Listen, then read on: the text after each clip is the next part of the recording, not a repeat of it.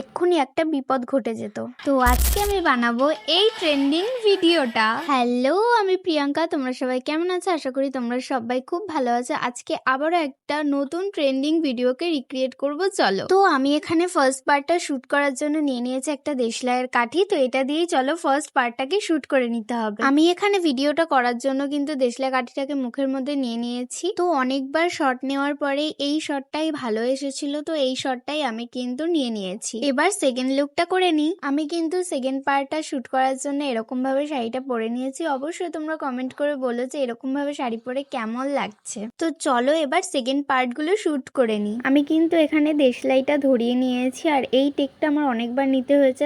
এই ভিডিওটা শুট করতে গিয়ে কিন্তু আমি অনেকবার হাতে ছ্যাঁকা খেয়েছি। এক্ষুনি একটা বিপদ ঘটে যেত। কি জোরে ছ্যাঁকা খেয়ে গেলাম এই জায়গাটায়। আমার কিন্তু সমস্ত ভিডিও শুট নেওয়া একদম কমপ্লিট। ভিডিওটা ভালো লাগলে অবশ্যই লাইক, কমেন্ট এন্ড শেয়ার করে দেবে। আর ভিডিওটা আসবে কিন্তু কাল সকালে, কেউ দেখতে ভুলবে না। আর সবাই ভালো থেকো, সুস্থ থেকো। আজকের মতো টাটা।